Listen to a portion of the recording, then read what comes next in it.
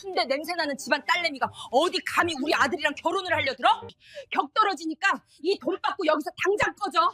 딸내미 상견례에서 몰상식한 여자 최은숙은 저희 딸의 뺨을 때리며 말했습니다.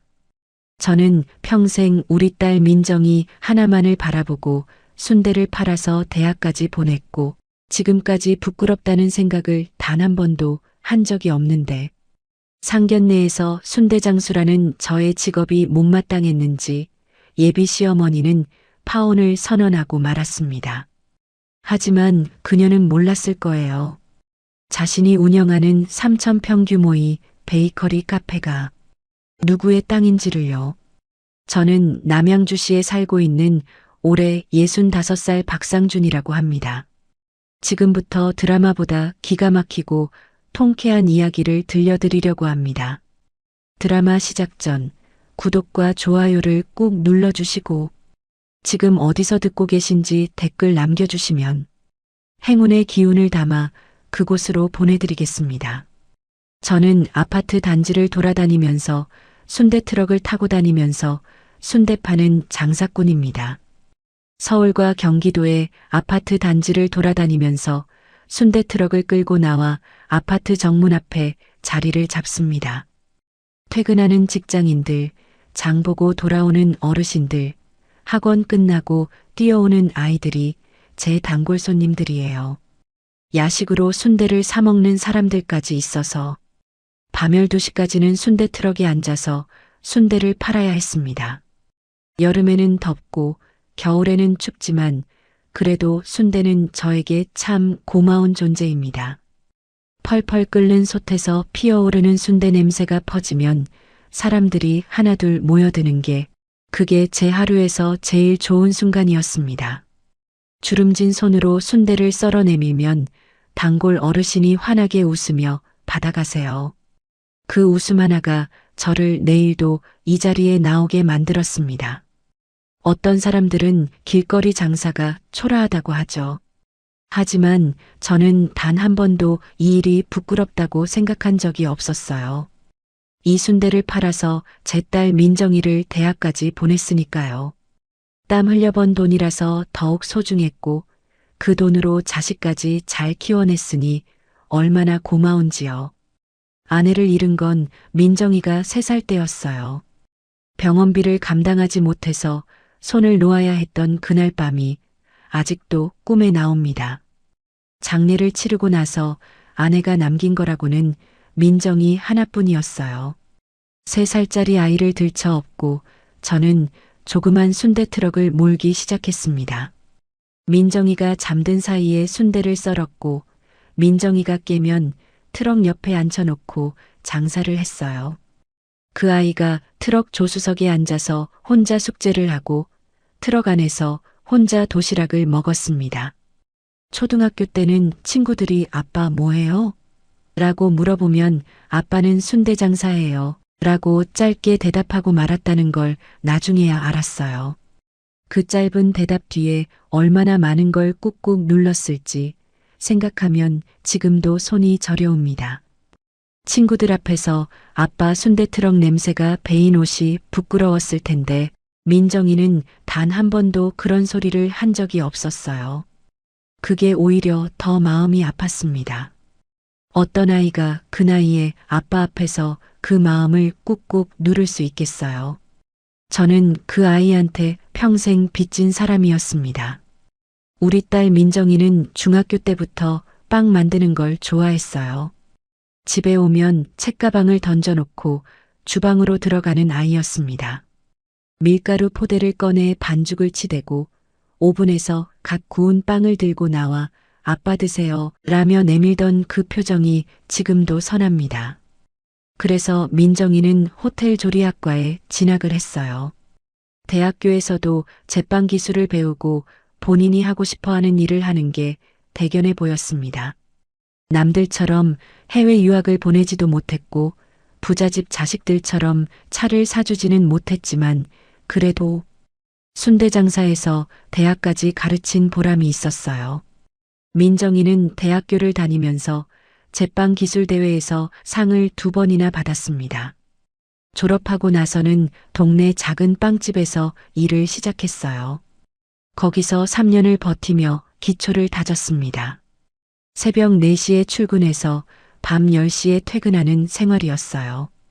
빵 만드는 모든 과정을 준비하고 저녁에는 남은 빵들을 모두 판매하고 매장 청소까지 하려면 남들보다 많은 시간을 매장에서 일해야 했습니다.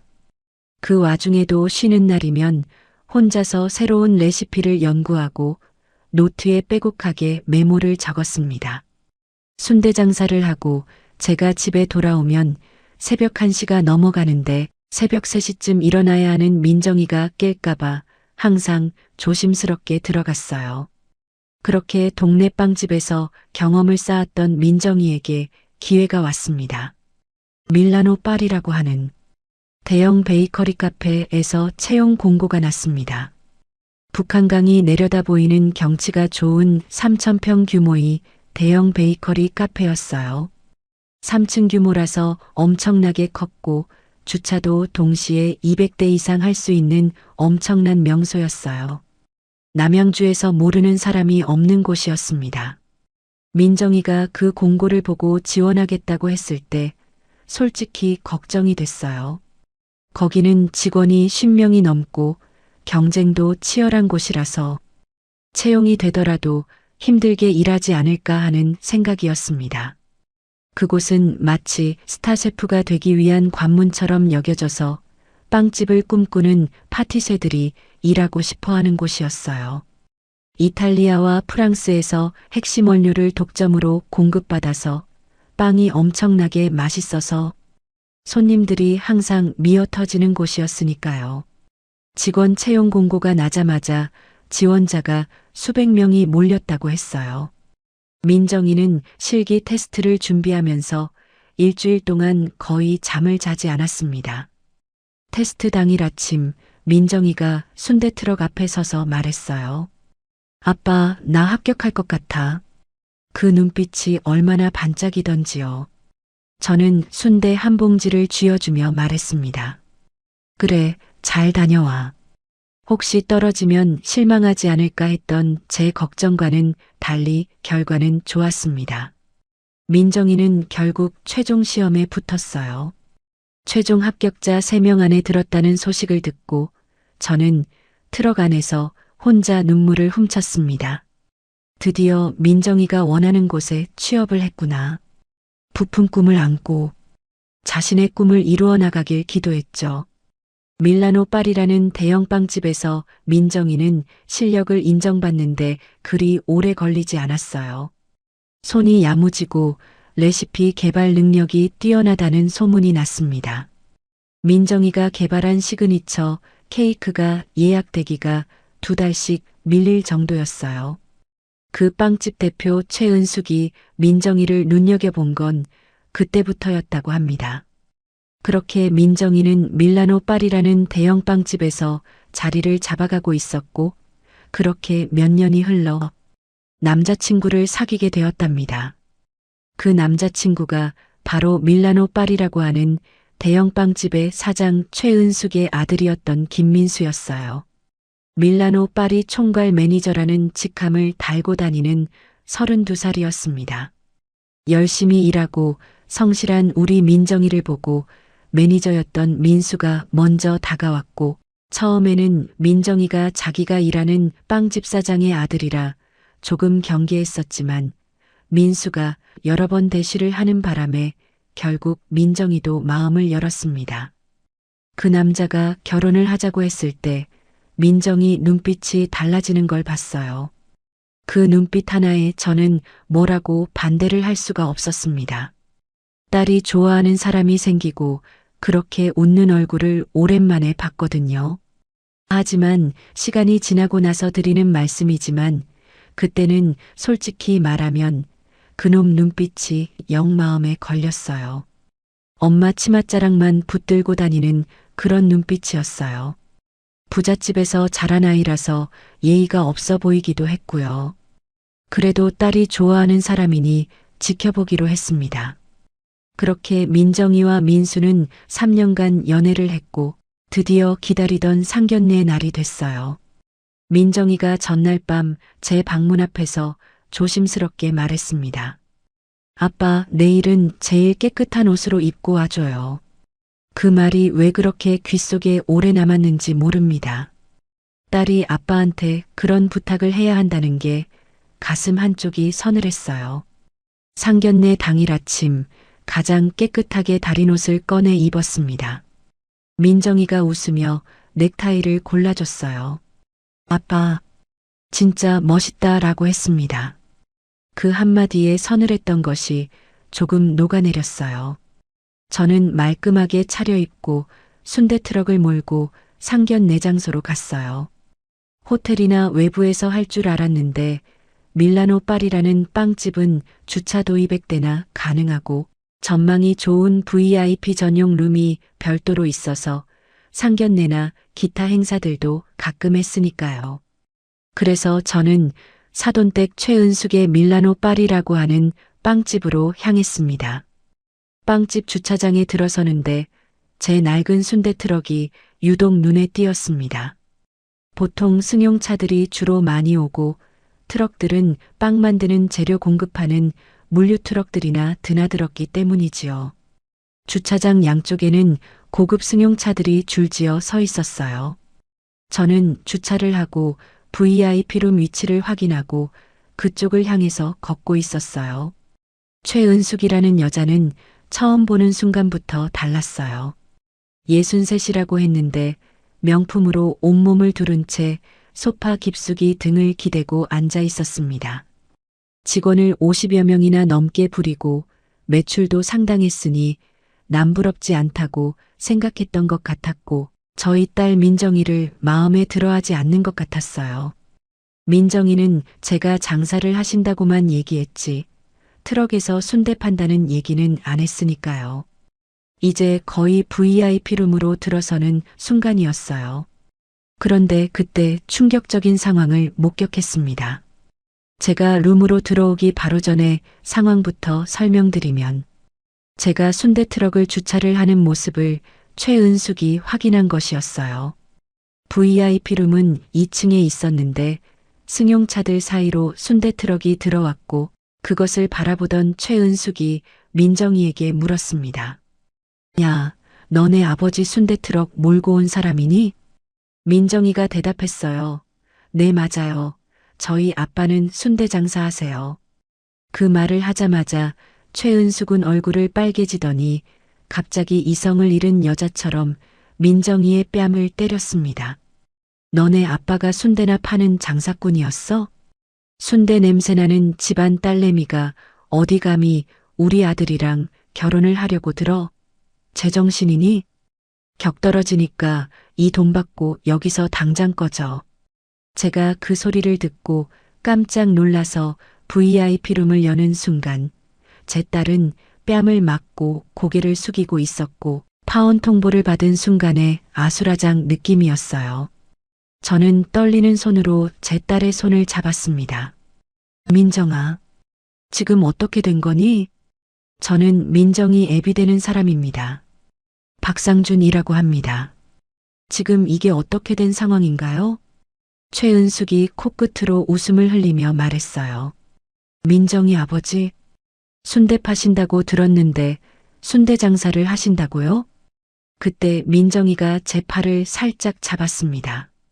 그 손에 힘이 들어가 있었어요. 네, 저는 순대 트럭을 몰고 순대 장사를 합니다. 그 말을 들은 최은숙의 눈썹이 올라갔어요.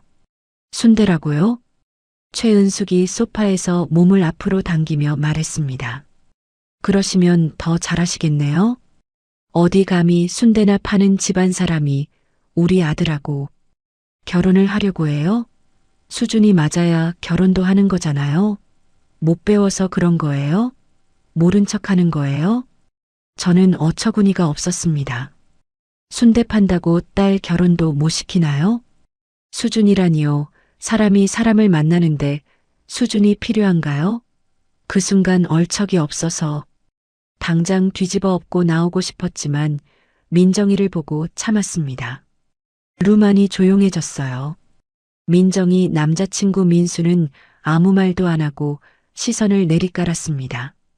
민정이는 입술이 달싹였어요. 저는 숨을 고르며 말했습니다. 저는 그 순대를 팔아서 민정이를 대학까지 보냈습니다. 순대를 판다고 사람을 무시하면 안 되죠? 최은숙이 실실 웃으며 자리에서 일어섰어요. 룸안을 한 바퀴 돌기 시작했습니다. 마치 자기 영역을 확인하듯이요. 우리 집이 남양주에서 어떤 집인지 아세요? 밀라노 파리가 한 달 매출이 얼만 줄 아세요? 최은숙이 민정이 앞에 멈춰서며 말했어요. 감히 순대 장수 딸이 우리 며느리가 되면 동네 사람들이 뭐라고 하겠어요. 그때 민정이가 화를 내며 말했어요. 어머님이라고 하지 않고 최은숙 사장님이라고 이름을 불렀어요. 최은숙 사장님, 지금 아버지한테 말씀하신 거 사과하세요. 당장이요. 민정이가 뺨을 감싸쥐며 말했습니다. 어머님, 우리 아빠는 정직하게 장사를 해서 저를 키우셨어요. 그게 그렇게 부끄러운 일은 아닙니다. 민정이가 흐느끼며 얘기하자 최은숙이 민정이를 내려다보며 핸드백에서 미리 준비했는지 하얀 봉투를 꺼냈습니다. 너 오늘부로 이 빵집에서 해고야. 그리고 이건 네 퇴직금이야. 흰색 봉투를 민정이 얼굴에 던졌어요. 봉투가 바닥으로 미끄러지며 5만 원짜리 지폐들이 흩어졌습니다. 그건 50만 원이었어요. 민정이는 제가 순대 파는 아빠라고 최은숙에게 파혼을 당하고 직장까지 잃게 되었습니다. 제가 보는 앞에서 그것도 3년 동안 일한 대가로 50만 원만 받고 밀라노 파리라는 빵집에서 나가라는 것이었어요. 저는 순간 울컥해서 테이블을 엎어버리고 싶었지만 딸 교육 제대로 못 시켰다는 소리를 들을까봐 혹은 그 아버지의 그 딸이라는 소리를 들을까봐 냉정하게 꾹 참았습니다. 그때 최은숙이 아들 민수를 향해 말했습니다. 민수야, 우리 그만 나가자. 거지 같은 집안이랑은 결혼은 절대 안 돼. 민수는 민정이 눈치를 한번 슬쩍 보더니 엄마를 따라 일어섰어요. 저는 그 뒷모습을 보면서 두 손을 꽉 쥐었습니다. 손마디가 하얗게 변할 때까지 쥐었어요. 저런 나쁜 놈한테 제 딸을 시집 보내려고 했다니 그 순간 저를 원망해서요. 민정아, 그만 나가자. 민정이는 고개를 들지 못한 채 말했습니다. 아빠, 미안해. 내가 잘못했어. 민정이의 그 한마디에 목이 꽉 막혔습니다. 저는 딸 어깨를 감싸며 말했습니다. 네가 잘못한 거 하나도 없어. 잘못은 사람을 돈으로 평가하는 저런 인간들에게 있는 거야. 민정이는 이를 악물고 일어섰어요. 뺨이 붉게 부어 있었고 손끝이 차가웠습니다. 저는 그 손을 잡았습니다. 그 손이 어릴 적 제 손가락을 잡고 걷던 그 손이었습니다. VIP룸 안 공기가 무겁게 가라앉아 있었어요. 난장판이 된 VIP룸을 보던 직원들이 문 앞에서 눈치를 보고 있었습니다.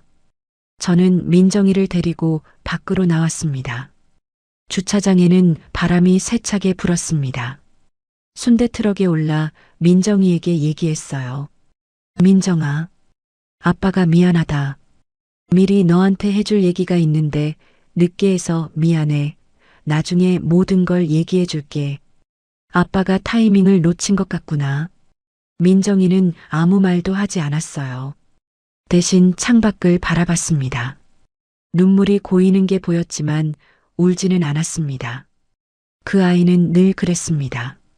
울어야 할 순간에도 참고 또 참았습니다.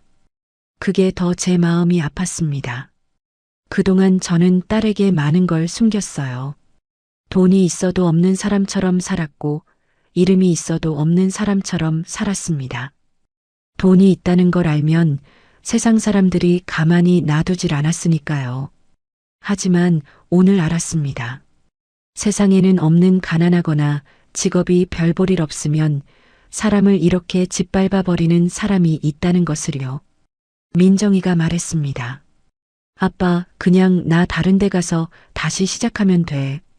빵집이 밀라노 파리만 있는 건 아니야. 난 괜찮아. 저는 고개를 저었습니다. 아니다. 네가 다시 시작하는 건 좋은데 오늘 일은 그냥 넘어갈 수 없어. 사람을 사람으로 안 보는 집안이 잘 되는 꼴은 나는 못 봐. 두고 봐. 오늘 당한 일 100배 1000배로 되갚아 줄게. 민정이는 무슨 소리인지 아직 몰랐지만 제 눈빛을 보면 뭐든지 할 수 있을 거라는 것을 알았을 거예요. 집으로 돌아오는 길에 민정이가 말했습니다.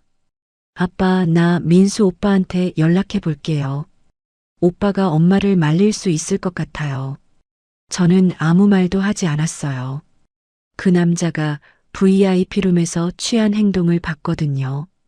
엄마가 딸의 뺨을 후려치는 순간 눈을 내리깔고 있던 그 남자였습니다. 말리려다 엄마 눈치를 보고 결국 입을 닫아버린 그 남자였어요. 그게 그 남자의 전부였습니다. 하지만 민정이가 아직 그것을 받아들일 준비가 안 되어 있다는 걸 알았어요. 그래, 해봐. 짧게 말했습니다. 며칠이 지났어요. 민정이는 그동안 방에서 거의 나오지 않았습니다. 밥도 제대로 먹지 않았어요. 저는 트럭을 몰면서 그 시간을 버텼습니다. 장사를 마치고 돌아올 때마다 민정이 방문 앞에 순대 한 봉지를 놓아뒀어요. 다음 날 아침이면 그 봉지가 그대로였습니다. 손도 대지 않은 채로요. 무언가를 해주고 싶었지만 할 수 있는 게 없었어요. 부모가 자식한테 해줄 수 있는 것과 해줄 수 없는 것이 있다는 걸 그때처럼 선명하게 느낀 적이 없었습니다. 그러던 어느 날 저녁이었어요. 민정이 방에서 목소리가 들렸습니다. 처음엔 조용했어요. 그러다가 점점 떨리는 소리가 됐습니다. 저는 거실 소파에 앉아서 그 소리를 들었어요. 민수 오빠 상견례 날 일이 너무 상처가 됐어. 아빠한테 그러면 안 되는 거잖아. 잠깐의 침묵이 흘렀습니다. 그리고 민정이의 목소리가 낮아졌어요. 뭐라고? 민정이가 말했습니다. 또 침묵이 흘렀어요. 그리고 전화가 끊겼습니다. 민정이 방문이 열렸어요. 민정이가 거실로 나왔습니다. 눈이 퉁퉁 부어 있었어요. 소파 끝에 앉으며 말했습니다. 아빠, 민수 오빠가 그러는데. 말을 멈췄어요. 저는 기다렸습니다. 아빠가 순대 장수인 거 왜 미리 말 안 했냐고. 창피해서 얼굴을 들 수가 없다고. 그리고 우리 헤어지자고 했어. 민정이의 목소리가 무너졌습니다. 손에 쥔 핸드폰이 바닥으로 떨어졌어요. 저는 그 핸드폰을 집어들었습니다. 화면이 꺼져 있었어요. 그 화면을 내려다보며 손을 꽉 쥐었습니다. 창피해서 얼굴을 들 수가 없다고요. 어떤 남자가 사랑한다는 여자의 아빠한테 그런 말을 할 수 있을까요? 저는 그 말이 오래 머릿속을 맴돌았습니다. 딸의 상처가 컸지만 제가 해줄 수 있는 게 없었습니다. 시간이 필요했어요. 며칠 뒤 아침이었습니다. 민정이가 방에서 나와 주방에 섰어요. 앞치마를 꺼내 두르더니 밀가루를 꺼냈습니다. 반죽을 시작했어요. 아무 말도 없이 치대고 또 치댔습니다. 저는 소파에 앉아서 그 뒷모습을 봤어요. 어깨에 힘이 들어가 있었습니다. 한참 뒤에 민정이가 말했어요. 아빠, 나 다시 빵집에서 일하려고 해. 어디서 하려고? 제가 물었습니다. 민정이가 뒤를 돌아보지 않은 채 말했어요. 아빠, 일단 채용 공고 있으면 어디가 됐던 우선 면접 보러 다녀볼게요. 팔당 쪽에 몽마르트 언덕이라는 작은 빵집이 있는데 거기도 가볼 거야. 이력서 먼저 보내고 오려고. 저는 고개를 끄덕였어요. 그래, 잘 됐다. 민정이가 다시 반죽을 치댔습니다. 그 뒷모습이 아내를 닮아 있었어요. 저는 눈을 다른 데로 돌렸습니다. 그런데 면접을 보러 다닌다는 소식만 들릴 뿐 연락이 왔다는 말이 없었어요. 민정이가 저녁에 돌아오는 표정이 점점 어두워졌습니다. 하루는 남양주 쪽 제과점이었어요. 민정이가 이력서를 들고 들어갔는데 사장이 자리를 피하며 말했습니다. 지금 사람 안 뽑아요. 그런데 입구에 채용 공고가 여전히 붙어 있었어요. 민정이가 그 공고를 바라보다가 발길을 돌렸습니다. 어깨가 처져 있었어요. 다음에 찾아간 남양주 화도읍 쪽 빵집에서는 면접까지 봤는데 연락드릴게요 라고 하더니 그 뒤로 감감무소식이었습니다. 민정이가 그날 저녁 식탁에 앉아서 아무 말도 하지 않았어요. 밥을 몇 숟가락 뜨다가 수저를 내려놓았습니다. 저는 그 모습을 보면서 물었어요. 오늘 어땠어? 민정이가 고개를 저으며 말했습니다. 모르겠어. 뭔가 이상한 것 같아요. 가는 데마다 떨어지니까 이유를 모르겠어. 저는 우리 딸이 이쁘고 경력도 좋은데 왜 떨어졌는지 의아해했지만 더는 묻지 않았어요. 며칠 뒤 또 다른 빵집에서 면접을 봤는데 결과는 마찬가지였습니다. 연락이 오지 않았어요. 민정이가 저녁에 돌아와 식탁에 앉으며 말했습니다. 아빠, 이상해. 이력서를 본 빵집들이 다들 연락을 안 해줘. 이력서가 문제인가? 손끝이 저려왔어요. 이게 저절로 된 일이 아니었습니다. 누군가 일부러 고의로 막고 있는 기분이었어요. 그리고 그 누군가가 누구인지는 묻지 않아도 알 수 있었습니다. 확인하는 데는 오래 걸리지 않았어요. 제가 트럭을 세우는 아파트 단지 앞에 오래된 단골이 있었습니다. 남양주에서 20년 넘게 부동산을 하는 분이었어요. 그분이 순대를 받아들면서 목소리를 낮추며 말했습니다. 상준 씨, 따님 밀라노 파리에서 나왔죠? 고개를 끄덕였어요. 그분이 말을 이었습니다.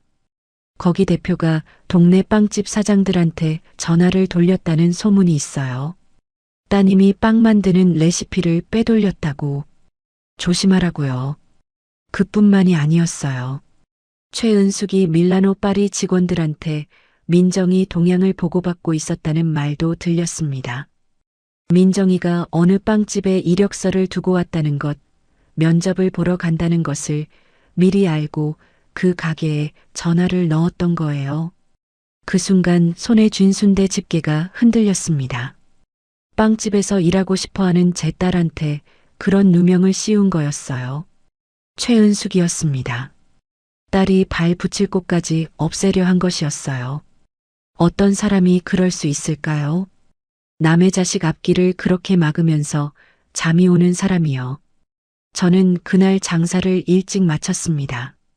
트럭을 세워놓고 한참을 앉아 있었어요. 주머니 속 그 여자한테 받은 퇴직금 50만 원이 든 봉투를 꺼냈습니다. 구겨진 봉투였어요. 상견례 날 최은숙이 민정이 얼굴에 던진 그 봉투였습니다. 버리지 않았어요. 매일 트럭에 오를 때마다 이 봉투를 주머니에 넣었습니다. 봉투 안의 지폐들을 들여다봤어요. 50만 원이었습니다. 이 여자는 제 딸의 자존심을 50만 원으로 무너뜨렸어요. 그것도 모자라서 딸이 일어서려는 발목까지 잡으려 하고 있었습니다. 봉투를 다시 주머니에 넣었어요. 이 돈은 반드시 돌려줄 것이었습니다. 이자를 단단히 붙여서요. 그러던 어느 저녁이었습니다. 민정이가 들어오면서 말했어요.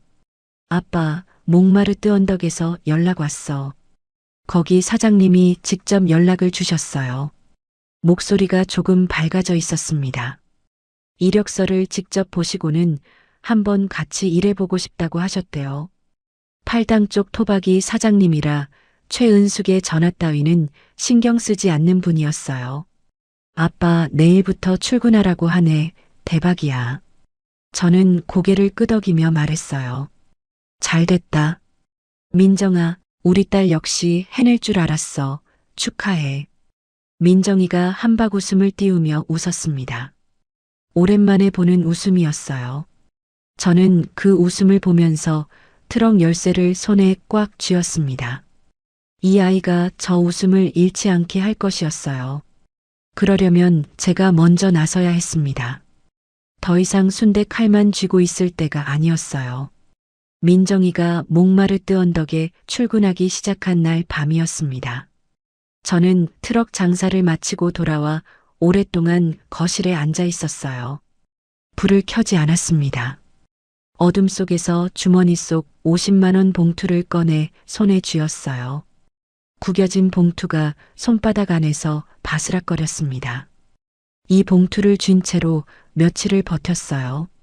하지만 이제는 버티는 것만으로는 안 됐습니다. 최은숙은 딸의 뺨을 때리는 것으로 끝내지 않았어요. 딸이 일어서려는 발목까지 잡으려 했습니다.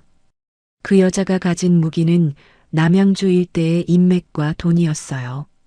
그렇다면 저도 이제 제가 가진 무기를 꺼낼 때가 됐습니다. 평생 꺼내지 않으려 했던 그 무기를요. 저한테는 아무도 모르는 사실이 하나 있었습니다. 아파트를 돌아다니며 순대나 파는 걸로 알고 있는 제가 사실은 남양주 왕숙지구와 북한강 일대의 신도시 개발 택지지구의 5만 평의 땅을 가진 땅부자라는 것이었어요. 그 땅들은 제가 젊었을 때부터 저희 아버지의 할아버지 때부터 물려받은 땅이었습니다.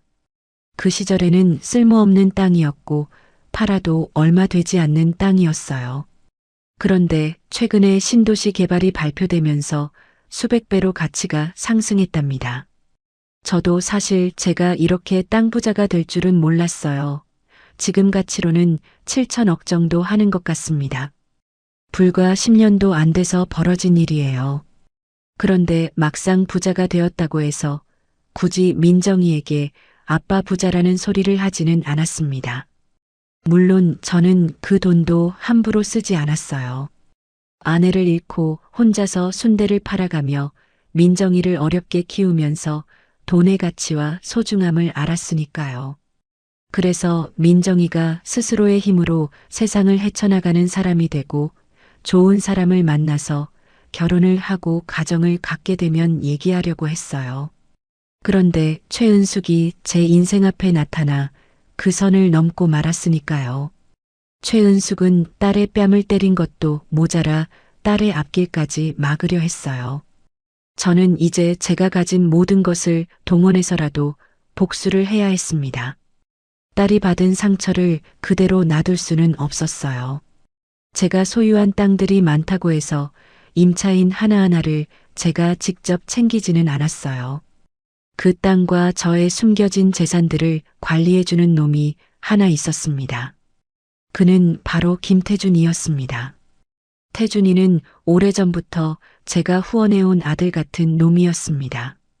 제가 순대 트럭을 몰던 시절 정기적으로 고아원에 작은 후원을 했고 돈을 후원하는 것보다는 직접 아이들 얼굴을 보고 싶어서 고아원에 갔을 때 눈에 띄던 녀석이었어요. 태준이는 눈빛이 참 영리했어요. 어른들에 대한 예의도 바르고요. 그래서 저는 그 아이를 대학까지 공부를 시켜주고 싶었습니다.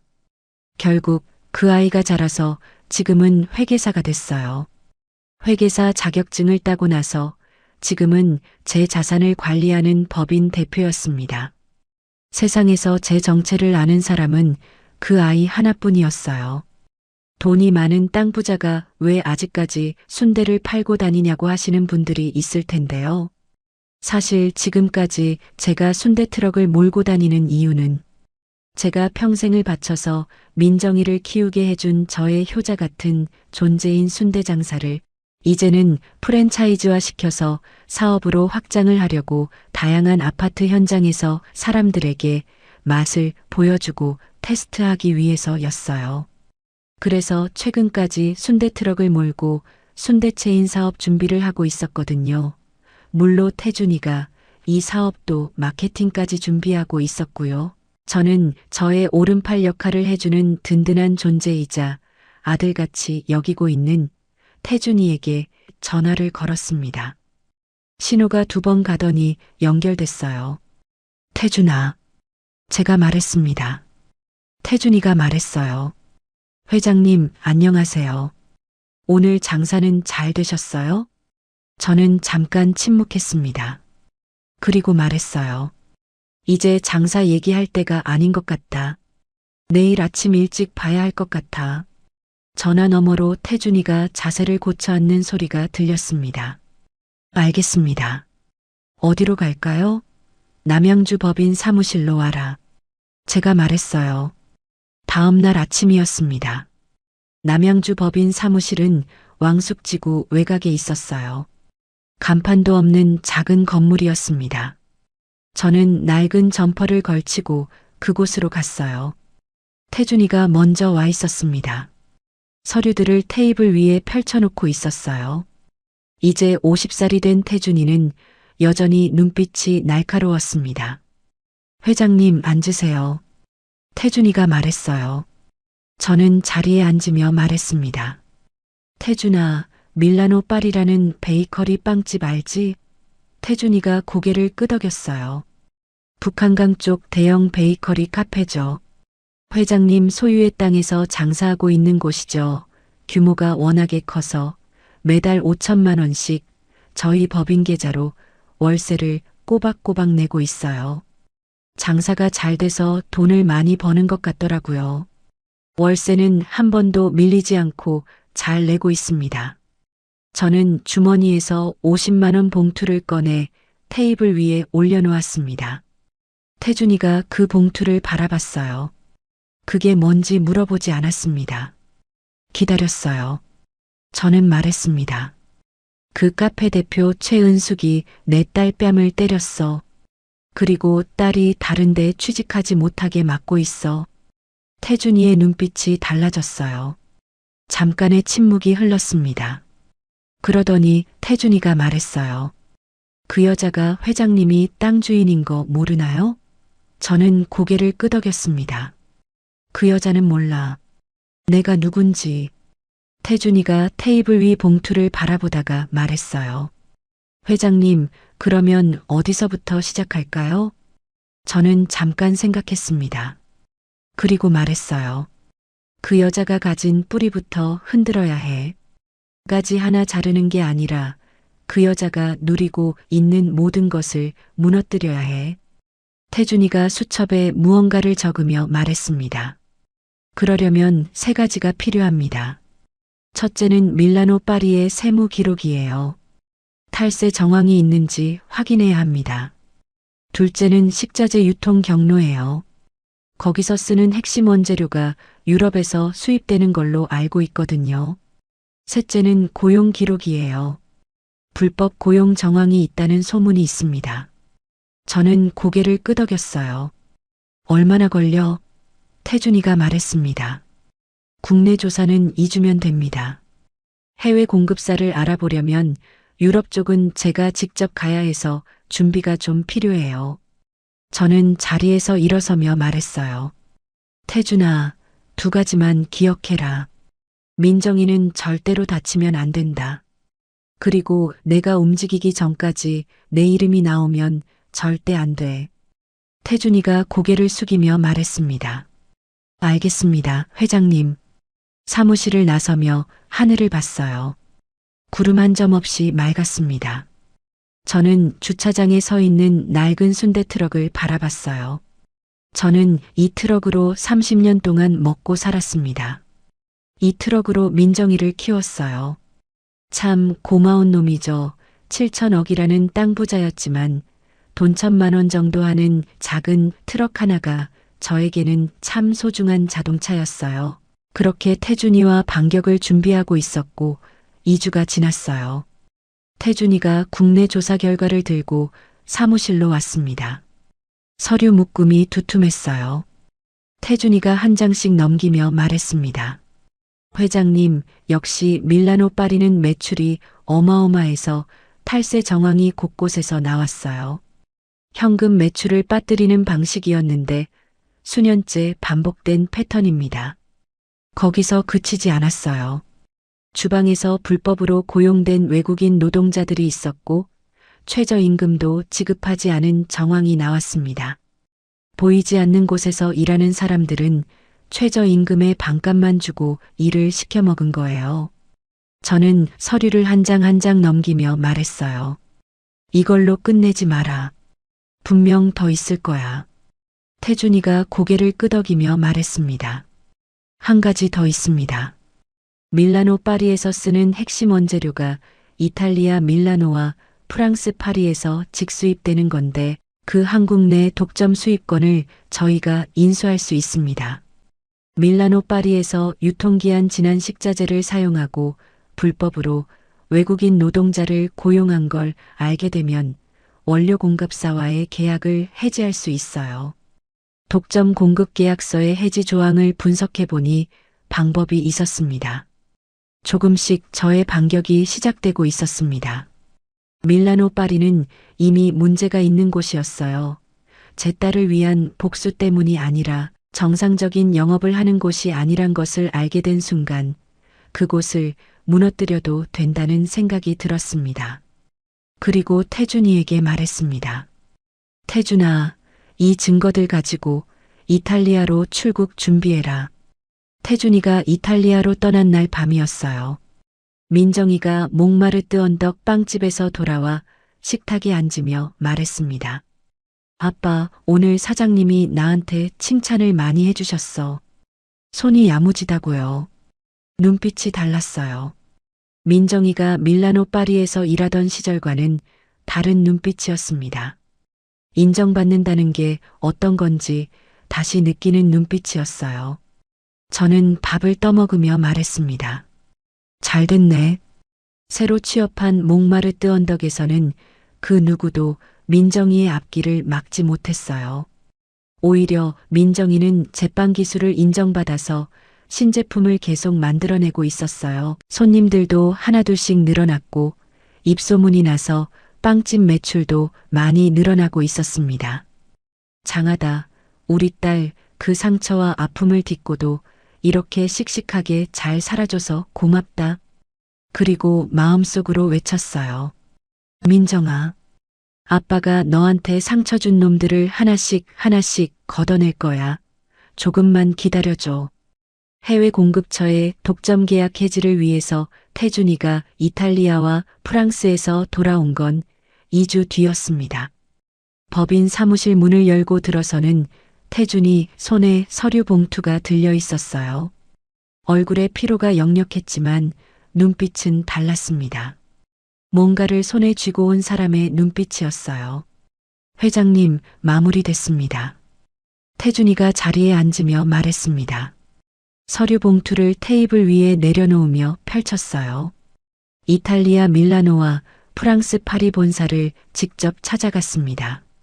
밀라노 파리에 공급되던 핵심 원재료 한국 내 독점 수입권 지분을 저희 페이퍼 컴퍼니 명의로 전량 인수하는 계약을 체결했어요. 밀라노 파리의 불법적인 행위로 인해서 독점 계약은 해지 수순을 밟게 되었고요. 그리고 저희가 어떤 법인인지 추적해도 회장님 이름은 나오지 않습니다. 앞으로 밀라노 파리는 그 원재료를 어디에서도 구할 수 없어요. 절대로 잘 팔리는 빵들의 맛을 다시 구현하기는 힘들어해요. 저는 서류를 내려다봤습니다. 계약서에 찍힌 도장이 선명했어요. 태준이가 말을 이었습니다. 그리고 국세청과 노동청에 밀라노 파리의 탈세 정황과 불법 고용 내역을 익명으로 제보했습니다. 두 곳 모두 조사에 착수했어요. 저는 서류를 덮으며 말했습니다. 수고했다. 태준이가 고개를 숙였어요. 그날 오후였습니다. 저는 순대 트럭을 몰고 밀라노 파리 근처를 지나쳤어요. 일부러 그쪽 방향으로 돌았습니다.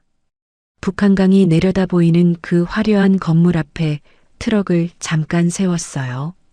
유리 통창 너머로 안이 보였습니다. 손님들이 테이블마다 앉아 케이크를 먹고 커피를 마시고 있었어요. 아무것도 모르는 표정들이었습니다. 저도 아무것도 모르는 표정으로 트럭을 출발시켰어요. 아직은 때가 아니었습니다. 씨앗을 심었으니 자랄 때를 기다려야 했어요. 며칠이 지나지 않아 소식이 들려왔습니다. 태준이가 보고했어요. 밀라노 파리 핵심 원재료 공급이 이번 달부터 중단됐습니다. 불법적인 행위로 독점 계약이 해지되었고 새로운 업체와 계약이 체결되었다는 소식을 최은숙이 들었어요. 그리고 얼마 지나지 않아서 국세청 조사관들이 밀라노 파리에 들이닥쳤습니다.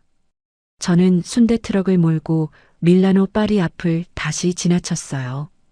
유리 통창 너머로 최은숙이 보였습니다. 카운터 앞에 서서 직원들에게 뭔가를 소리치고 있었어요. 손짓이 거칠었습니다. 얼굴이 붉게 달아올라 있었어요. 원료 공급 계약이 해지되고 국세청의 세무조사를 받게 되어서 화가 나 있는 모습이었습니다. 그 무렵 밀라노 파리 VIP룸안은 전쟁터가 따로 없었습니다. 최은숙이 테이블을 손바닥으로 내리치며 말했어요. 원재료가 왜 안 들어와? 공급업체가 왜 마음대로 독점 계약을 파기해? 직원 하나가 고개를 숙이며 말했습니다. 대표님, 누군가 저희 불법 고용 문제와 식자재 문제를 걸고 넘어져서 계약 위반으로 독점 계약 해지가 되었고 공급처가 한국 내에 다른 법인으로 넘어갔다고 합니다. 어떤 법인인지는 확인이 안 되고 있어요. 최은숙이 그 직원을 향해 손가락질하며 말했어요. 확인이 안 돼? 그걸 지금 말이라고 해? 당장 알아내. 직원이 몸을 움츠리며 뒷걸음질 쳤습니다. 그 순간 또 다른 직원이 들어서며 말했어요. 대표님, 국세청에서 조사관들이 나왔습니다. 장부 제출을 요구하고 있어요. 최은숙의 손이 테이블 위에서 굳었습니다. 방안이 조용해졌어요. 잠깐의 침묵이 흘렀습니다. 그러더니 최은숙이 핸드백을 집어들며 말했어요. 변호사한테 연락해. 당장. 최은숙이 인맥을 총동원해 사태를 수습하려 했지만 가는 곳마다 거절당했습니다.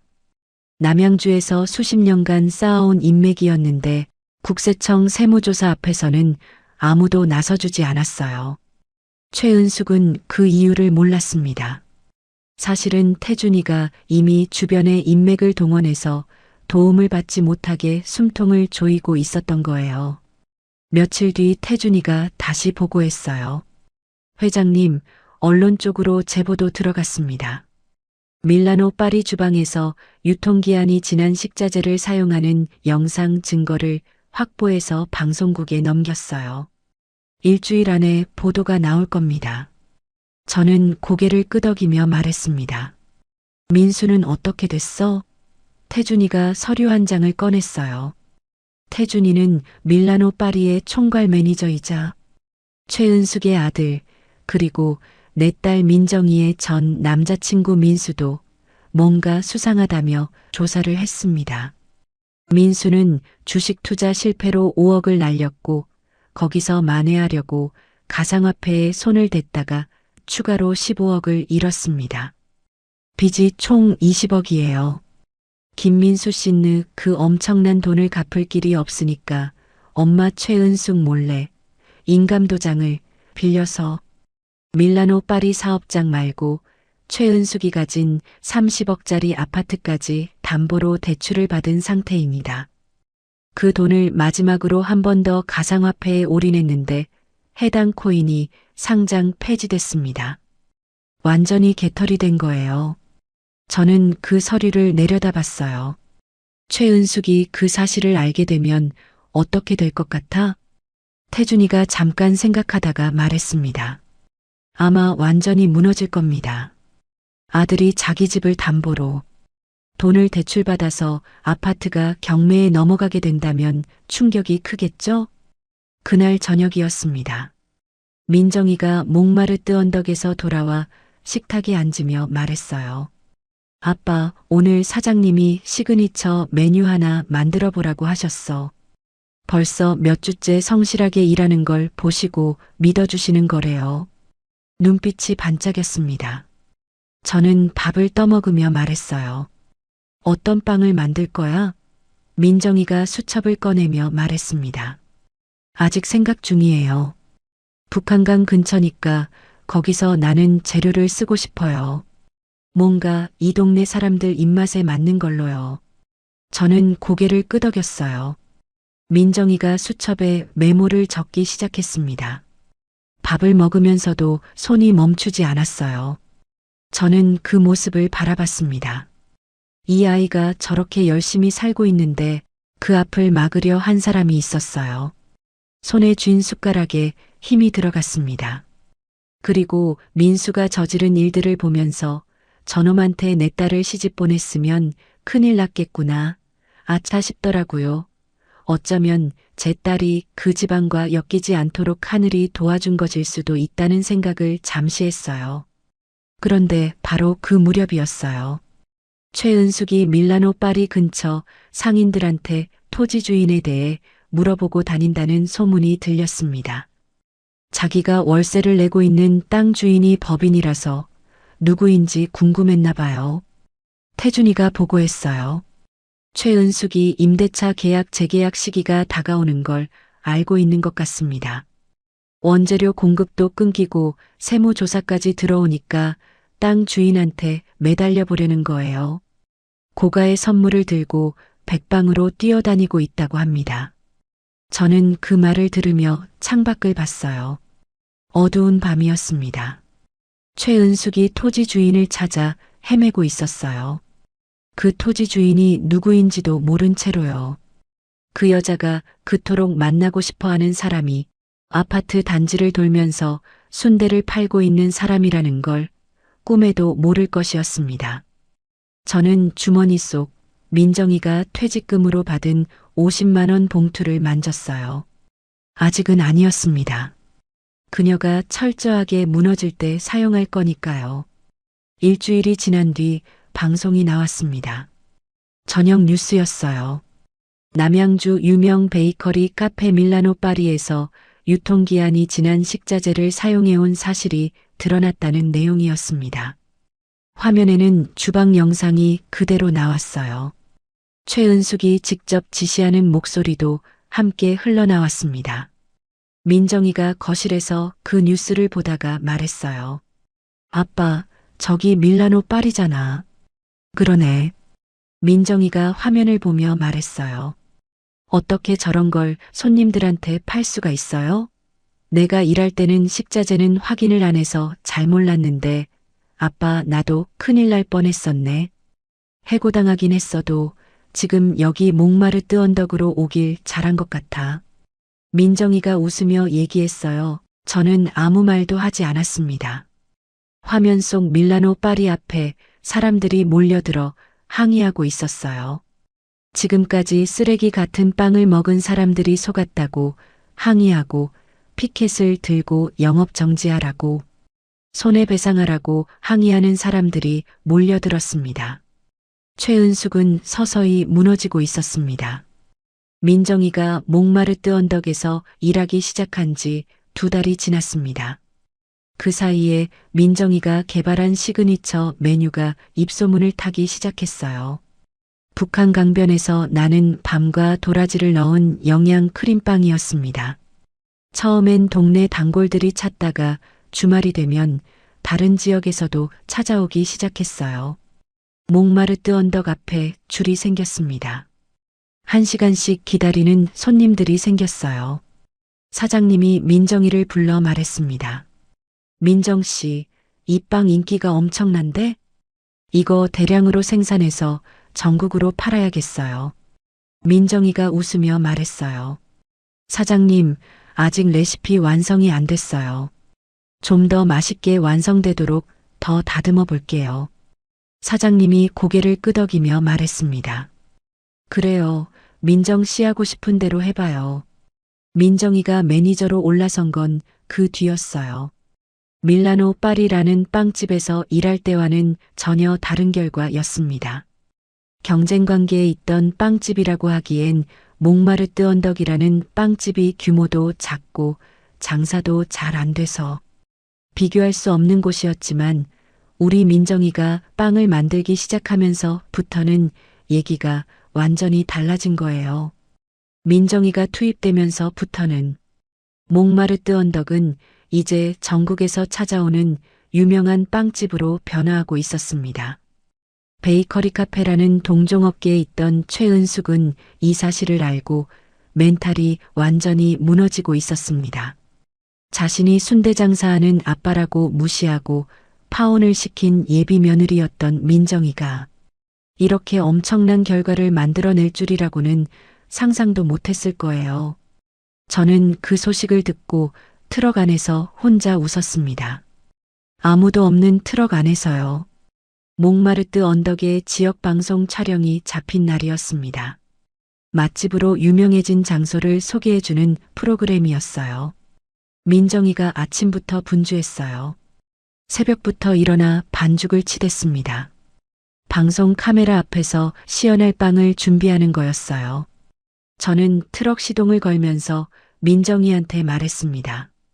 잘 다녀와. 민정이가 앞치마를 고쳐 매며 말했어요. 아빠, 나 떨려. 저는 말했습니다. 그래도 손은 안 떨잖아. 민정이가 웃었어요. 방송이 나간 건 그로부터 열흘 뒤였습니다. 저녁 지역 방송이었어요. 진행자가 말했습니다. 오늘은 남양주에서 줄 서서 먹는 빵집을 소개해 드리겠습니다. 민정이가 화면에 나왔어요. 환하게 웃으며 빵을 내미는 모습이었습니다. 저는 순대 트럭 안에서 그 방송을 봤어요. 화면 속 민정이가 말했어요. 이 크루아상은 북한 강변에서 나는 재료로 만들었어요. 이 동네 사람들한테 드리고 싶은 마음으로 만든 빵이에요. 북한강에서 자란 마늘로 만든 마늘빵도 인기가 있었고, 크림을 넣은 모카번, 그리고 앙버터가 인기가 상당히 높았습니다. 저는 그 말을 들으며 눈을 감았습니다. 제 딸이 드디어 꿈을 이루었구나 싶었어요. 자기가 원하는 분야에서 일을 하고 가장 높은 자리까지 스스로 올라간 거였어요. 제빵 기술을 배운 지 10년쯤 만에 최고의 빵집 파티셰가 되었던 거예요. 저는 마음속으로 감격했습니다. 순대 팔아 키운 딸이 드디어 인정을 받기 시작했으니까요. 방송이 나간 뒤 몽마르트 언덕 앞에 고객 대기줄이 2배로 늘었습니다. 주말에는 3시간씩 기다리다가 빵을 사가는 손님들이 생겼어요. 포털 사이트에 몽마르트 언덕 후기가 쏟아졌습니다. 민정이 빵이 맛있다는 글들이었어요. 민정이가 저녁에 돌아와 식탁에 앉으며 말했습니다. 아빠, 오늘 서울 강서구 쪽에서도 손님이 왔어. 거리가 멀어도 몽마르트 언덕 빵집이 소문이 나서 이제 완전한 맛집이 된 것 같아. 지방에서도 손님들이 빵을 사가려고 찾아왔어요. 2시간 운전해서 왔대요. 저는 국물을 저으며 말했어요. 그래서 어땠어? 민정이가 말했습니다. 맛있다고 하셨어요. 또 오겠다고요. 저는 고개를 끄덕였어요. 민정이가 수저를 들다가 말했습니다. 아빠, 나 이제 괜찮은 것 같아. 저는 민정이를 바라봤어요. 민정이가 말을 이었습니다. 최은숙한테 뺨 맞고 빗속에서 울던 날이 생각나는데 그날이 엄청 오래전 일 같아요. 저는 아무 말도 하지 않았습니다. 바로 그 무렵이었습니다. 밀라노 파리에 본격적으로 불이 붙기 시작했어요. 태준이가 유럽에서 인수해온 핵심 원재료 공급이 끊기면서 최은숙이 국산 저가 재료로 빵을 만들기 시작했습니다. 맛이 달라졌다는 소문이 금세 퍼졌어요. 단골들이 하나둘 발길을 끊었습니다. 맛도 없어진 데다가 유통기한 지난 식자재 사용까지 악재가 겹쳐서 일어난 거죠. 한때 주말 웨이팅이 2시간씩 걸리던 카페였는데 이제는 홀 절반이 비어 있었어요. 예약 취소가 하루에도 수십 건씩 들어왔습니다. 최은숙이 주방 직원들을 불러 모아 이를 악물며 말했어요. 너희들이 더 열심히 해야지. 정신 차리고 맛있게 만들라고 소리쳤지만 직원들 표정이 달랐습니다. 세무조사가 들어온 뒤로 월급이 밀리기 시작했거든요. 일주일 뒤 주방 직원 2명이 사직서를 냈어요. 최은숙이 책상을 치며 소리쳤습니다. 지금 너희들 이게 무슨 짓이야? 직원이 고개를 숙이며 말했어요. 죄송합니다. 더 이상은 못하겠습니다. 그 뒤로 며칠 사이에 직원 3명이 더 나갔습니다. 홀 직원까지 나가면서 매출은 반에 반토막이 났고 알바가 모자라서 최은숙이 직접 카운터에 서야 했어요. 남양주에서 손가락 안에 꼽히는 사람이 카운터에서 직접 계산을 하고 있었습니다. 그 모습을 보러 오는 구경꾼들이 생겼어요. 최은숙은 그 시선들을 느끼면서도 고개를 들 수가 없었습니다. 서서히 멘탈이 나가고 있던 최은숙에게 강력한 한 방이 또 기다리고 있었어요. 국세청 조사관들이 밀라노 파리에 들이닥쳤습니다. 매출 장부와 서류를 요구하며 주방까지 들어섰습니다. 최은숙이 인맥을 총동원해 사태를 수습하려 했지만 가는 곳마다 거절당했어요. 시의원, 상공회의소 회장, 오랜 거래처 사장들한테 전화를 돌렸습니다. 아무도 받지 않았어요. 태준이가 이미 차단해 놓은 거였습니다. 최은숙이 오랜 거래처에 직접 찾아갔어요. 거래처 사장이 직원을 시켜 말을 전했습니다. 지금 자리 비웠습니다. 다음에 연락드릴게요. 그 다음은 오지 않았어요. 최은숙이 빈손으로 카페로 돌아왔습니다. 불도 켜지 않은 채 의자에 앉아 있었어요. 손님도 없고 직원도 없고 전화 받는 사람도 없었습니다. 남양주에서 최은숙을 모르는 사람이 없던 시절이 엊그제 같은데 이제는 빈 카페에 혼자 앉아 어둠 속에 있었어요. 며칠이 지나지 않아 결정적인 소식이 왔어요. 태준이가 연락했습니다. 회장님, 최은숙 아들 김민수가 잠적했어요. 사채업자들이 집 앞까지 찾아오자 해외로 도피한 것 같습니다. 최은숙은 아직 모르고 있어요. 그날 저녁 최은숙한테 무슨 일이 벌어졌는지는 나중에 태준이한테 들었어요. 최은숙에게 은행에서 전화가 왔습니다. 김민수 씨 명의 담보대출건으로 연락드립니다. 상환이 연체되고 있어서요. 최은숙이 무슨 소리냐며 버럭 소리를 질렀지만 은행 직원은 차갑게 말했습니다. 최은숙이 자신이 대출받은 것도 아닌데 어떻게 된 건지 민수한테 전화를 걸었어요. 아들 김민수는 받지 않았습니다. 10번을 더 걸었어요. 끝내 받지 않았습니다. 민수는 엄마한테 혼날까봐 겁을 먹고 이미 도피한 것이었어요. 최은숙이 민수 방으로 달려갔어요. 방이 비어 있었습니다. 옷장이 절반쯤 비어 있었어요. 여권도 없었습니다. 최은숙은 그 자리에 주저앉았어요. 아들이 현금을 모두 챙겨 도망간 거였습니다. 빚을 남겨두고 엄마를 남겨두고 해외로 도피한 거였어요. 밖에서는 세무조사가 진행 중이고 원재료 공급도 끊겼고 방송에는 불명예스러운 이름이 오르내리고 있었습니다. 거기다 아들까지 재산을 훔쳐서 사라진 거였어요. 아파트까지 경매로 넘어가면 남는 것은 빵집 지분밖에 없는데 재계약이 안 되면 한 푼도 안 남고 개털이 될 수도 있는 아찔한 상황이었던 거죠. 최은숙이 쥐고 있던 것들이 순식간에 무너지기 시작했습니다. 그래도 저는 알고 있었어요. 진짜 끝은 아직 오지 않았다는 것을요. 최은숙이 그토록 만나고 싶어하는 땅 주인이 누구인지 알게 되는 그 순간이 진짜 시작이었으니까요.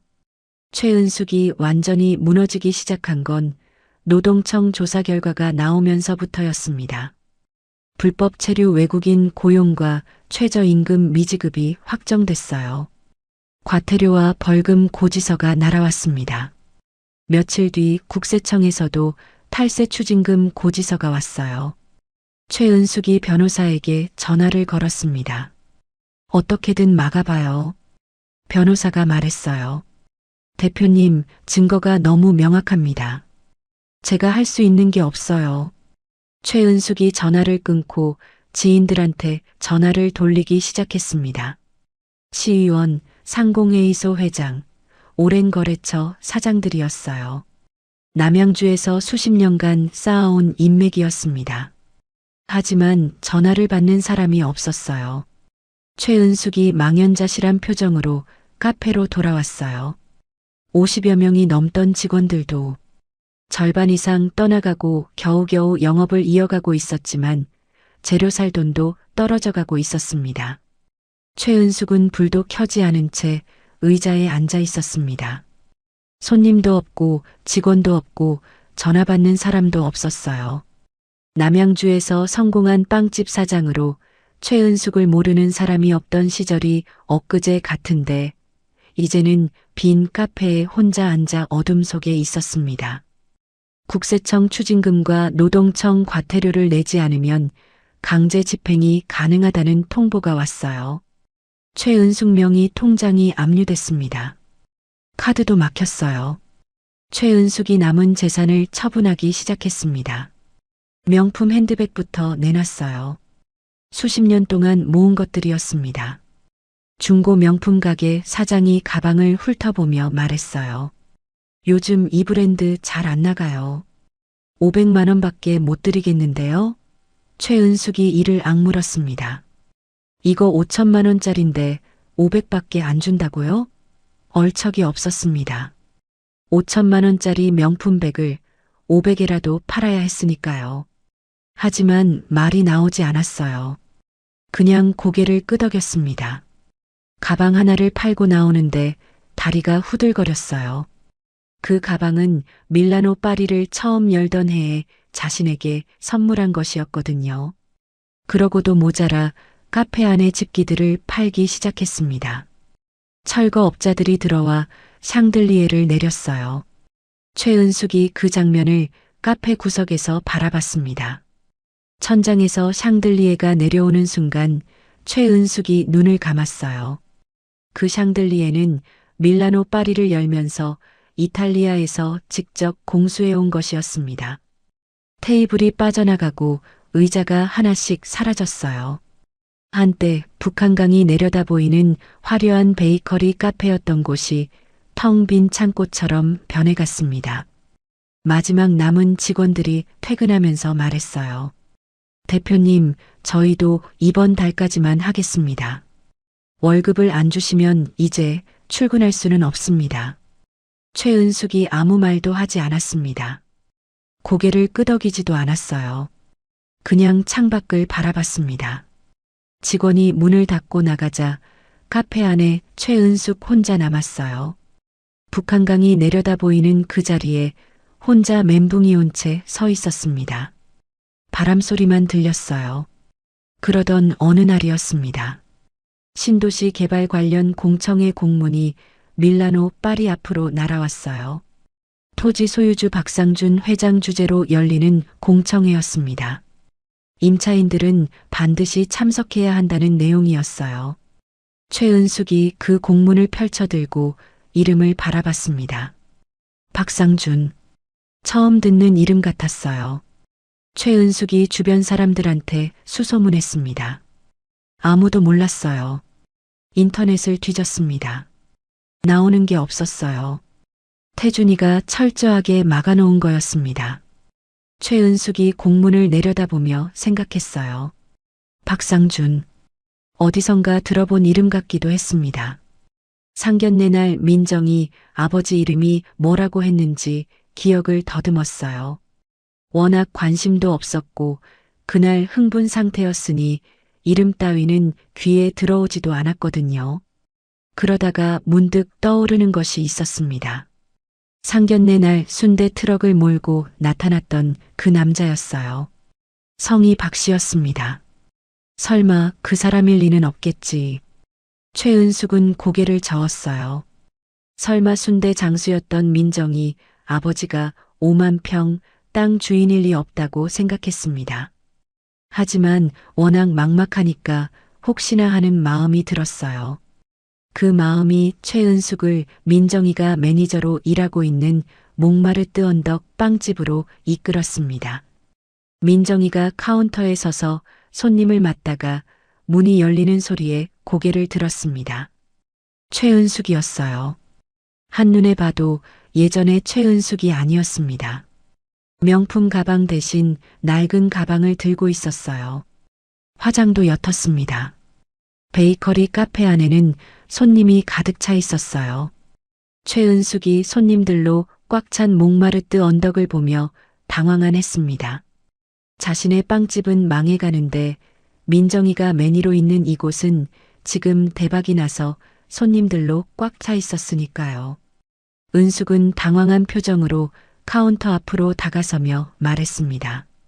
야, 박민정. 목소리가 낮았어요. 민정이가 최은숙을 바라봤습니다. 눈빛이 흔들리지 않았어요. 최은숙이 말을 이었습니다. 너 혹시 박상준이라는 사람 알아? 카페 안이 조용해졌어요. 손님들이 숨을 죽이고 지켜봤습니다. 민정이가 잠깐 최은숙을 바라봤어요. 그러다가 말했습니다. 모르는데요?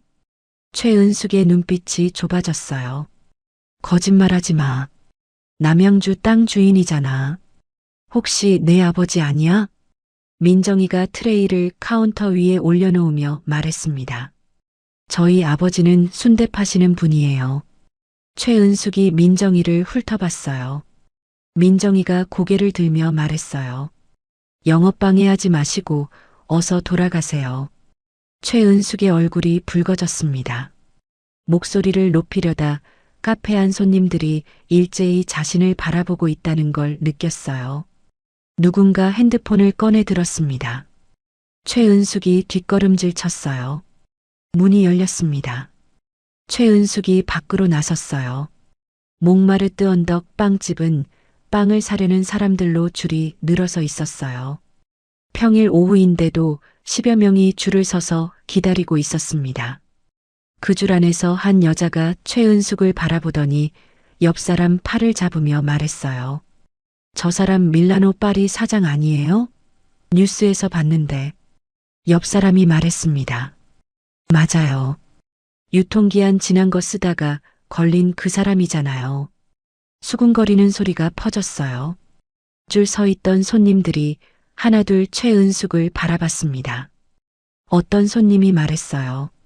망해가는 빵집 사장이 여기는 왜 왔대요? 또 다른 손님이 말했습니다.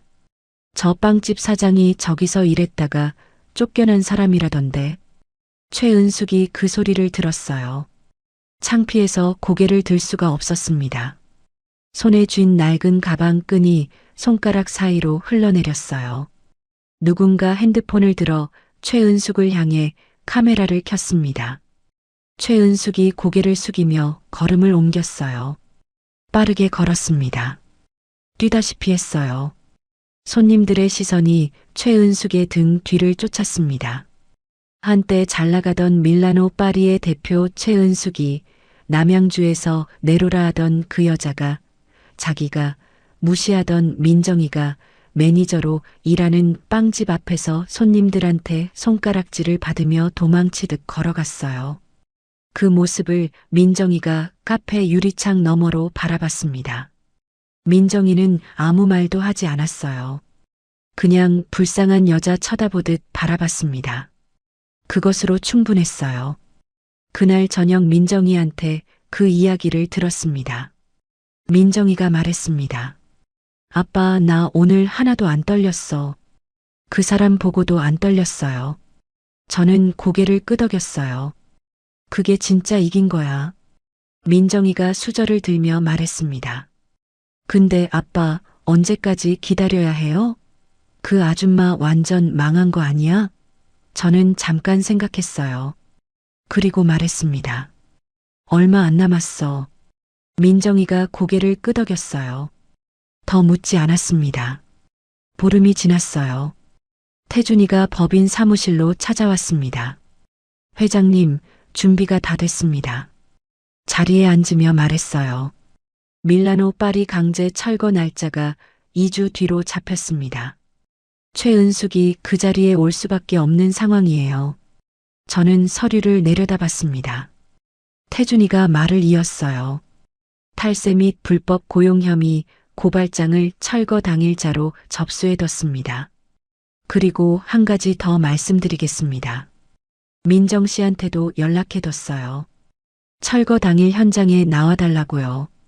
이유는 말하지 않았습니다. 저는 잠깐 침묵했어요. 그리고 고개를 끄덕였습니다. 철거 전날 밤이었습니다. 저는 오랫동안 옷장 안쪽에 걸어뒀던 정장을 꺼냈어요. 20년 만에 꺼내는 거였습니다. 아내가 처음 사줬던 감색 정장이었어요. 어깨 부분이 조금 낡았지만 선이 살아있었습니다. 거울 앞에 서봤어요. 낯설었습니다.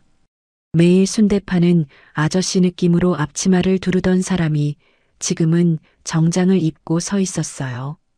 민정이가 방문 앞을 지나가다가 멈춰 섰습니다. 아빠, 그 옷이 뭐야? 저는 거울을 보며 말했어요. 오랜만에 꺼냈다. 민정이가 들어오더니 정장 어깨를 손으로 툭툭 털어줬습니다. 아빠 멋있는데? 라고 했어요. 저는 아무 말도 하지 않았습니다. 민정이가 방에서 나가고 나서 거울을 다시 봤어요. 거울 속 제 눈빛이 달라져 있었습니다. 순대 장수의 눈빛이 아니었어요. 저는 정장을 조심스럽게 옷걸이에 걸었습니다. 그리고 거실로 나와 아내 사진 앞에 섰어요. 오래된 사진이었습니다. 민정이가 2살 때 찍은 가족 사진이었어요. 아내가 웃고 있었습니다. 저는 그 사진을 바라보며 말했어요. 내일이야. 드디어 내일이야. 우리 민정이가 당당하게 고개 들고 살 수 있게 아빠가 한번 나서 볼게. 한참을 그렇게 서 있었습니다. 아내가 뭐라고 할 것 같았어요. 잘한다고 할 것 같았습니다. 저는 사진을 손끝으로 한번 쓸었어요. 그리고 불을 껐습니다. 내일이었어요. 드디어 내일이었습니다. 계약 기간 종료에 월세까지 밀려있던 최은숙의 마지막 보루인 밀라노 파리는 강제 철거 집행을 당하게 되었습니다. 날짜가 2주 뒤로 적혀 있었습니다. 최은숙이 그 통보서를 손에 쥐고 전화를 걸었어요. 연결이 되지 않았습니다. 법인 주소로 직접 찾아갔어요. 문이 잠겨 있었습니다. 그녀는 변호사에게 달려갔어요. 변호사가 서류를 들여다보며 말했습니다. 계약서상 강제 철거를 막을 수가 없어요. 최은숙이 변호사 사무실을 나오며 이를 악물었어요. 철거만 안 당하면 조금만 버티면 다시 시작할 수 있었습니다. 건물주를 찾아서 조금만 기다려달라고 하면 되는 것이었어요. 밀라노 파리가 강제 철거가 되면 최은숙은 정말 끝이었어요. 철거 당일 아침이었습니다. 최은숙이 밀라노 파리 앞에 나타났어요. 이른 아침인데도 이미 철거업자들이 중장비를 들이밀고 있었습니다. 포클레인이 주차장 끝에 서 있었어요. 최은숙이 철거 현장 소장 앞을 막아섰습니다. 잠깐만요. 강제 철거 중단해 주세요. 현장 소장이 서류를 들어보이며 말했어요. 이건 정식 철거 명령서입니다. 저희는 오늘 강제 철거를 진행해야 합니다. 최은숙이 철거 현장 소장 팔을 붙잡으며 말했습니다. 소장님, 혹시 건물주 연락처 알아요? 내가 직접 얘기할게요. 소장이 잠깐 망설이더니 말했어요. 오늘 현장에 나오신다고 들었어요. 최은숙의 눈이 커졌습니다. 회장이 직접 온다고요? 최은숙이 주차장 입구를 바라봤어요. 그때였습니다. 검은색 고급 승용차 한 대가 주차장으로 들어섰어요. 최은숙이 그 차를 바라봤습니다. 드디어 그토록 찾아 헤매던 건물 주인이 나타난 거였어요. 최은숙이 건물주한테 부탁하기 위해서 준비해온 고가의 선물 꾸러미를 고쳐주었습니다. 얼굴에 억지 미소를 지었어요. 차 문이 열렸습니다. 발이 먼저 나왔어요. 감색 정장 바지였습니다. 그리고 그 사람이 차에서 내렸어요. 차에서 내린 사람을 보는 최은숙의 얼굴이 하얗게 굳었습니다. 경악하는 모습이었어요. 낯이 익었어요. 너무 낯이 익었습니다. 어디서 봤는지 0.1초 만에 기억이 났어요. 바로 아들 민수와 민정이 상견례 날이었습니다. 낡은 순대 트럭을 몰고 주차장으로 들어오던 바로 그 남자였어요. 딸의 뺨을 맞는 모습을 보고도 이를 악물고 참던 그 남자였습니다. 거지 집안이라고 소리치는 자신 앞에서 두 손을 꽉 쥐고 서 있던 그 남자였어요. 퇴직금이라고 민정이를 해고하고 50만 원 봉투를 들고 딸 손을 잡아 밖으로 나가던 그 남자였습니다. 최은숙의 손에서 선물 꾸러미가 미끄러졌어요. 바닥으로 떨어졌습니다. 소리가 났는데 들리지 않았어요. 태준이가 그 남자 옆에서 보자하며 걸어오고 있었습니다. 저는 천천히 걸어갔어요. 최은숙 쪽으로 눈길을 주지 않았습니다. 철거 현장 소장에게 고개를 끄덕이며 말했어요. 예정대로 진행하세요. 소장이 허리를 숙이며 말했습니다. 알겠습니다, 회장님. 회장님?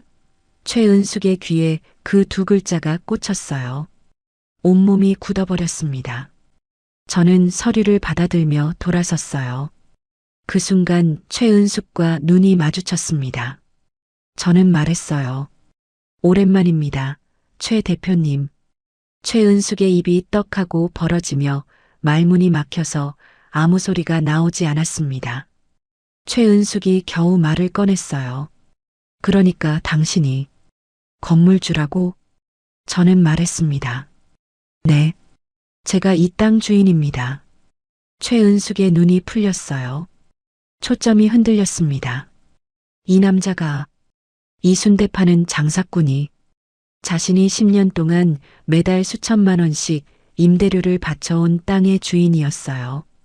자신이 순대 냄새 난다고 코를 찌푸렸던 그 남자한테 허리를 굽히며 돈을 바쳐온 거였습니다. 자신이 거지 집안이라고 소리쳤던 그 남자의 땅 위에서 10년을 장사해온 거였어요. 최은숙의 다리가 흔들렸습니다. 손에 아무것도 없었어요. 선물 꾸러미는 이미 바닥에 떨어져 있었습니다. 뒤에서 포클레인 굉음이 울렸어요. 밀라노 파리 외벽이 흔들리기 시작했습니다. 잠깐만요. 최은숙이 앞으로 나섰어요. 목소리가 떨렸습니다. 저는 서류를 보며 기다렸어요. 최은숙이 말했습니다. 회장님, 제발 강제 철거만은 막아주세요. 제가 잘못했어요. 몇 달만 기회를 주시면 다시 살릴 수 있습니다. 밀린 월세 2배로 드릴게요. 그리고 그날 상견례 날 제가 너무 심했어요. 저는 아무 말도 하지 않았어요. 최은숙이 한 발 더 다가서며 말했습니다. 회장님, 제발 뭐든지 할게요. 임대료 2배로 낼게요. 3배도 낼게요. 제발이요. 애원하는 최은숙에게 말했어요. 최은숙 씨, 이건 돈 문제가 아닙니다. 최은숙의 눈에 눈물이 고였어요. 목소리가 더 떨렸습니다. 그럼 어떻게 하면 돼요? 말씀만 해주세요. 뭐든지 할게요. 저는 최은숙을 바라보며 말했어요. 혹시 무릎이라도 꿇으실 건가요? 최은숙이 멈췄습니다. 저는 말을 이었어요. 무릎은 저한테 꿇는 게 아닙니다. 최은숙이 당황한 듯 고개를 들었어요. 저한테 잘못하신 게 아니잖아요. 무릎은 제 딸한테 꿇으셔야죠. 그 순간이었어요.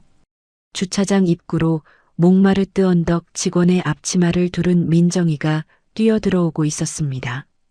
태준이가 아침 일찍 연락해둔 거였어요. 오늘 현장에 꼭 와야 한다고요.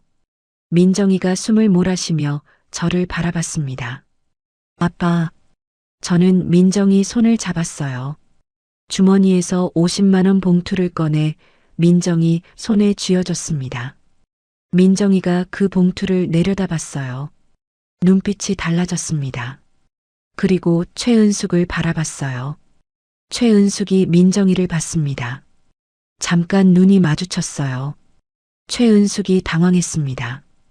그러더니 결국 천천히 민정이 앞에 무릎을 꿇었어요.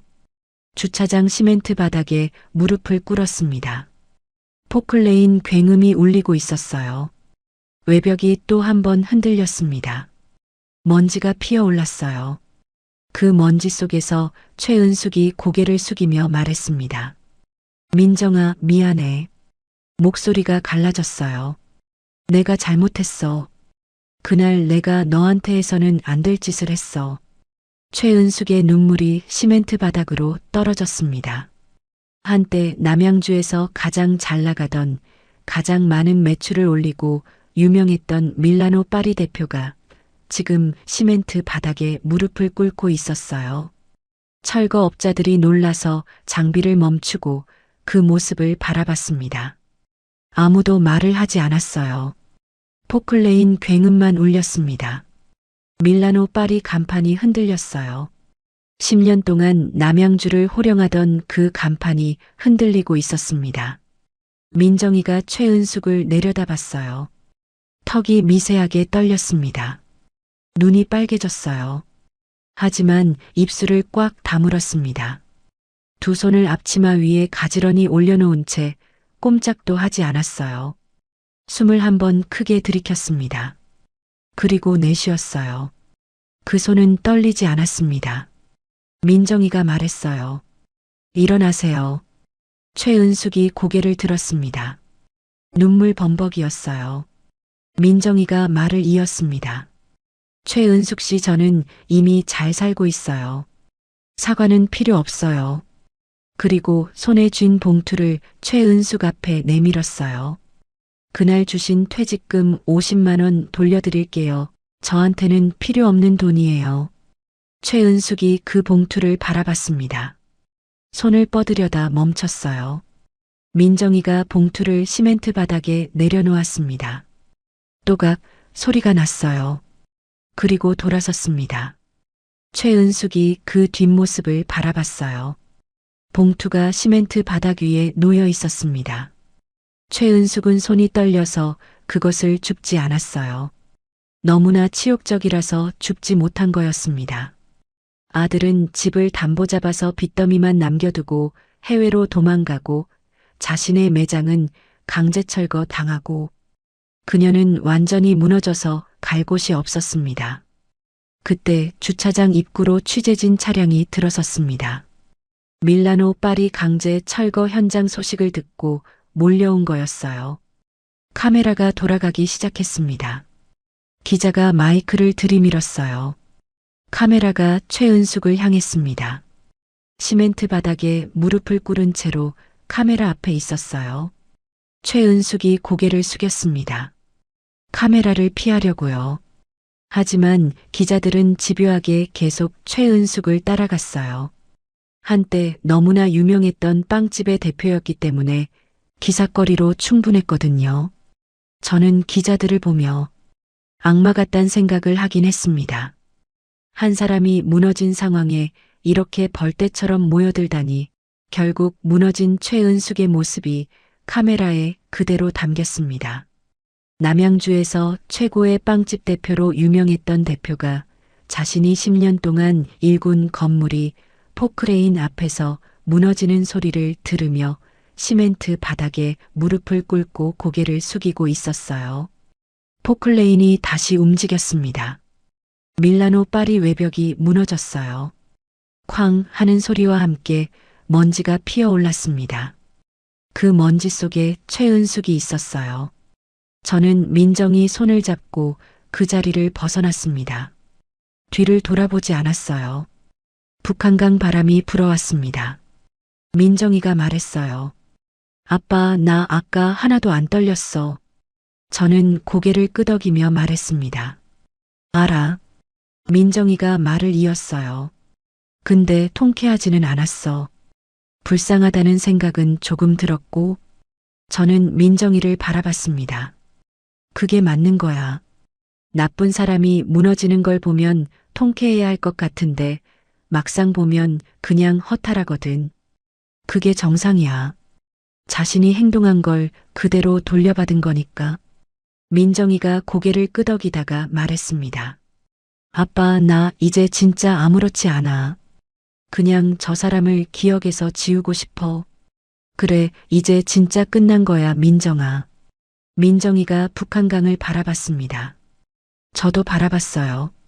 뒤에서 포클레인 소리가 들렸습니다. 밀라노 파리가 완전하게 무너지는 소리였어요. 저는 그 소리를 들으며 속으로 말했습니다. 여보, 우리 민정이 이제 괜찮아. 북한강 위로 바람이 불어왔어요. 오늘 하루가 그렇게 끝났습니다. 그날 저녁 지역 뉴스에 나왔습니다. 남양주에서 매출 1위였던 베이커리 빵집 밀라노 파리의 강제 철거 현장에서 대표가 민정이 앞에서 무릎 꿇는 장면이 그대로 방송을 탔어요. 탈세에 불법 고용의 유통기한 위반까지 최은숙이 선택한 삶의 결말이었습니다. 집은 아들 김민수가 불법 대출로 이미 경매로 넘어간 상태였어요. 민수는 해외에 있었습니다. 연락이 되지 않았어요. 태준이가 최은숙의 지금 상황을 보고했어요. 회장님, 최은숙이 잠잘 곳이 없어서 결국 노숙자 쉼터로 들어갔습니다. 저는 창밖을 바라봤어요. 안타깝구만. 사람이 이렇게 한 번에 무너질 수 있다니. 밀라노 파리가 있던 자리가 완전히 평평해졌어요. 저는 그 빈자리에 혼자 섰습니다. 바람이 불었어요. 흙먼지가 날렸습니다. 태준이가 도면을 들고 왔습니다.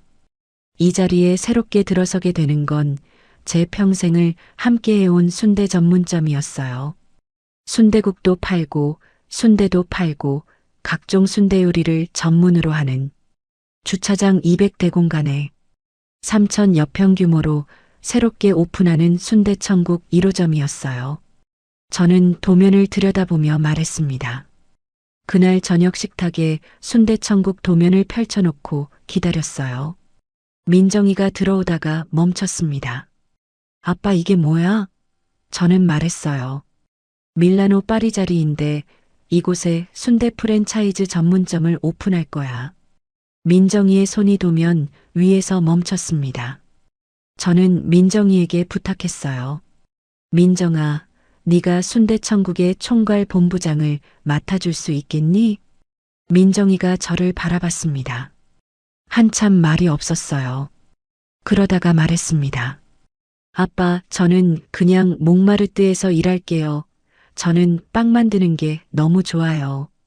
역시 내 딸은 자신이 하고 싶은 걸 하는 아이였어요.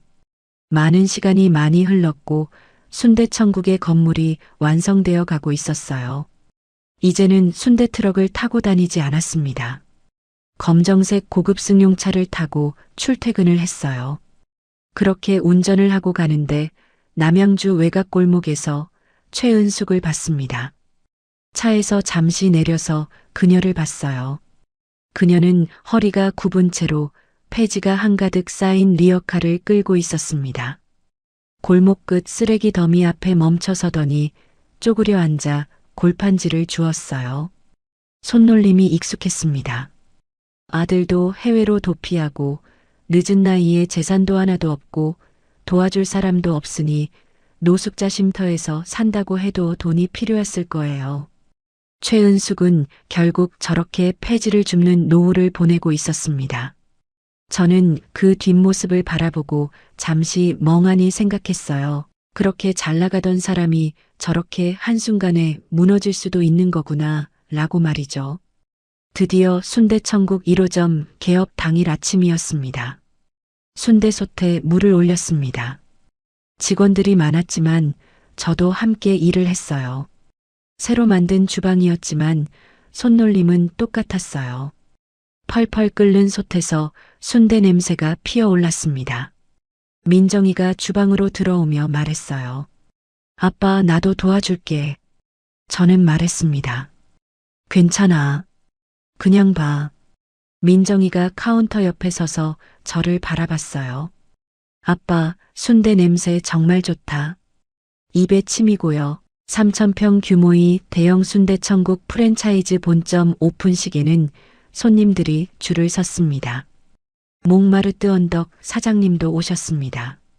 밀라노 파리 자리에 순대천국이 들어섰다는 소문이 이미 퍼져 있었거든요. 꿈만 같았습니다. 순대천국이 성공적으로 오픈을 했어요. 그날 저녁이었습니다. 영업을 마치고 민정이와 나란히 앉아 북한강을 바라봤어요. 강물이 어둠 속에서 반짝이고 있었습니다. 민정이가 말했어요. 아빠, 엄마한테 보고 드려야 할 것 같아. 저는 고개를 끄덕였습니다. 그래야지. 민정이가 강물을 바라보며 말했어요. 엄마가 좋아하실 것 같아요. 저는 아무 말도 하지 않았습니다. 강물 소리만 들렸어요. 민정이가 제 손을 잡았습니다. 저는 그 손을 꽉 잡았어요. 북한강 위로 바람이 불었습니다. 순대 냄새가 강바람에 실려 멀리 퍼져나갔어요. 순대는 제 인생에서 참 고마운 존재였습니다. 여러분도 순대 좋아하시나요? 여러분, 오늘 이야기 어떻게 들으셨나요? 겉모습만 보고 판단하고 사람을 무시하고 비웃던 오만한 이들은 결국 가진 것을 모두 잃고 파멸하게 되었습니다. 직업에는 귀천이 없고 모든 사람은 존중받아야 하는데 최은숙은 그렇지 않았습니다. 우리 주변에는 각자 자기 위치에서 열심히 살아가는 사람들이 많습니다. 당신은 사랑받기 위해 태어난 사람이라는 말이 있는 것처럼 우리 모두는 사랑받아야 할 소중한 존재라는 것을 잊지 않으셨으면 합니다.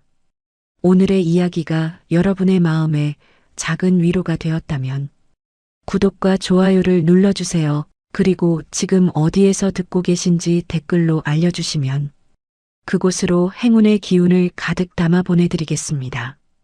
늘 건강하시기를 기원드리며 오늘도 따뜻하고 행복한 하루 보내시기 바랍니다. 감사합니다.